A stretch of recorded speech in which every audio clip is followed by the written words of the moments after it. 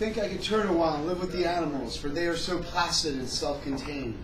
I stand and look at them sometimes half the day long. They do not whine or sweat about their condition. They do not make me sick discussing their duty to God. Not one is demented with the mania of owning things. Not one kneels to another nor of his kind that lived thousands of years ago. And not one is industrious over the whole earth. I'm just kidding. That was a fuck you to ass cat. That's Walt Whitman. All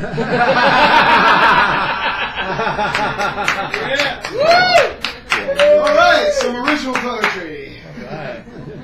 The focus that feeds the furnace. It does that to us, this warped road home. This maker's map with crossbone and passion pop. I keep my skull sack clear of all this rap between profession and provision. Excel, you minuscule creation. Become passion and not a worried wart of position. Further your race and not your ego driven for Micah place. And place your faith from Cain to maybe and from able to ability. Do not condescend or let the combination fall upon your haloed head. Steer straight, lily liver. Do not quiver or cover up. You might feel the heat bite or get cold shivers. But remember, the focus that feeds the furnace is fashioned from your endeavors.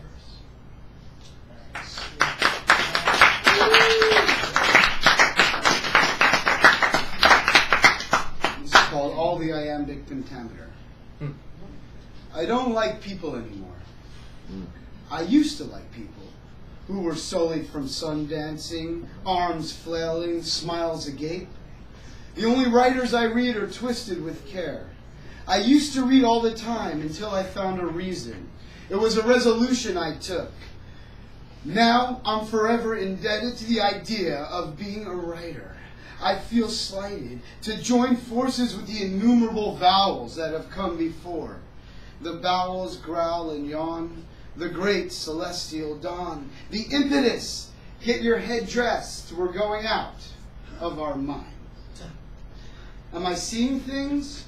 Marble memories abound, swollen membranes, nasal passage of rites, candy canes dressed in fleece. Am I hearing things? There's music in my head and an infectious beat coursing through my wounds. I have goosebumps piercing my broad backside dive. I have sweat oozing from open ducts. I have sand fleas gnawing at my observations. I have reservations at the hotel in decency, but I do not have moral dilemmas. Listen here, fella. I've seen all the iambic pentameters surrounding the perimeter, all the syntax and structure, all the marginal errors, all the blunders, the waivers, all the caretakers, the war wagers, the naysayers, the coaches, the players, the chefs for the ages, seasoning Stygian stew in dim alcoves, stirring black cauldrons in canker-sore crevices and other budding places. Between conception and the mortician, wondrous flight per diem. The destination seems to forget us, yet we succumb to the wanderlust without hesitation, the burden burning like a cyst on the ovary of the nation.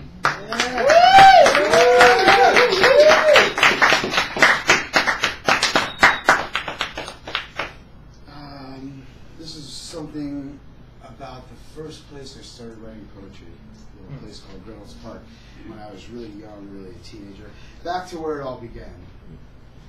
I stopped by Reynolds Park to write.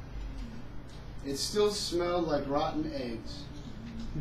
There are still spider webs reflecting sunlight everywhere. The slops in the water may or may not be alligators. I prefer to think they are. I hear voices in the distance and birds are calling each other.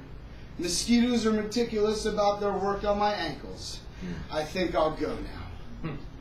The park is rarely seen by aliens or motorcycle gangs like Central Park. It is rarely slept in by idealistic friends of the earth like the mighty Golden Gate. Instead, it is just me, with adolescent memories of eating acid and watching fireflies at midnight. But that should be enough to enshrine its mossy, godly, rotten eggshell splendor.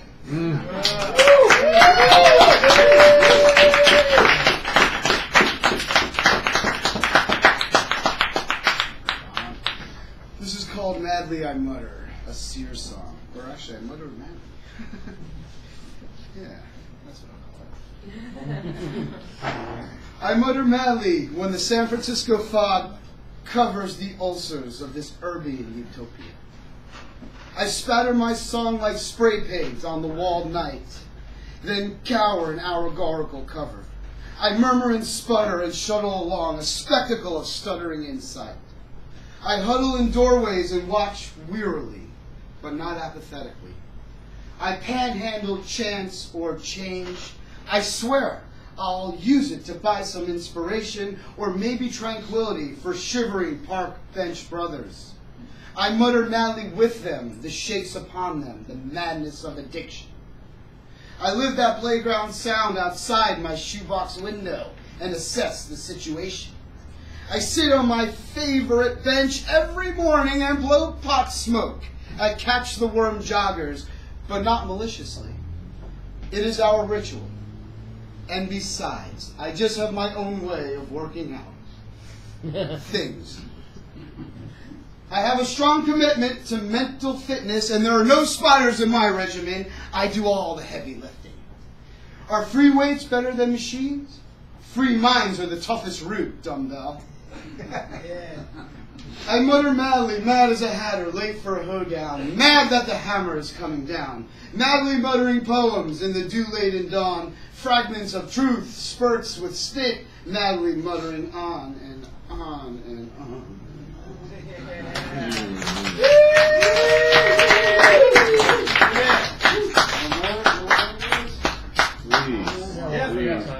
Please, you've got time.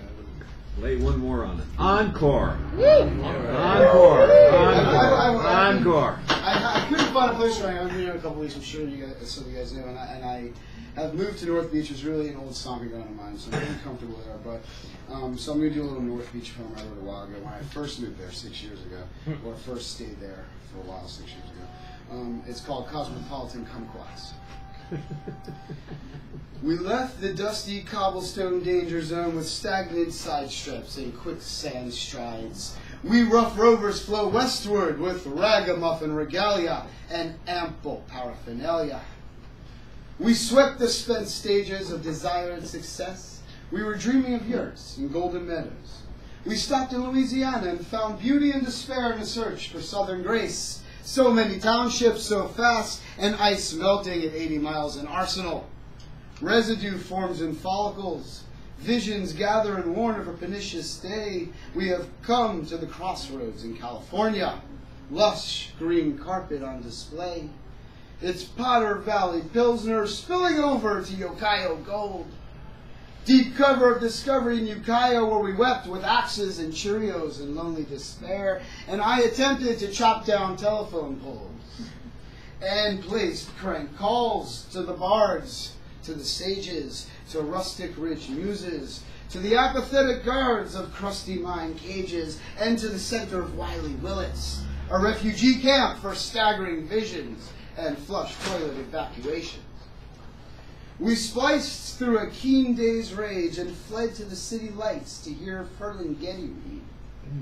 I limped and stumbled excited, dilated down Columbus on a bruised ankle, a swollen pineapple of purple stupidity. I've stuck picks through the wax in my ears to hear Corso curse in the wind. I stoned Kerouac's alley, and it coughed hard with its winged lung and its piss-stained bones. With phlegm in my shoes, I ransacked Vesuvio's and did not find an opium den in Chinatown. I've been drunk with Jack Hirschman screaming toothless truth at the Cafe Trieste Troops. I filled his flask with visions from the vanguard as aging hipsters flanked his side panels. He took a nip in Sausalito's safe suburban nightmare of Charlton shake-up-the-worlders.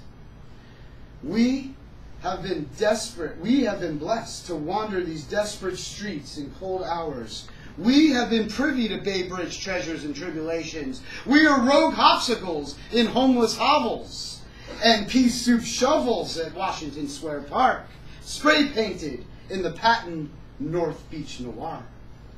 We have congregated in flea-infested corridors at the Golden Eagle in the jazz gnarly North Beach night. We are musical notes in the underground opera of oppression rising. We are pillars of society, scones with tea, satellites in space beyond comprehension, coerced into thinking we are bound with grappling hooks, gagged with gadgetry, and full of guffaws. Ah.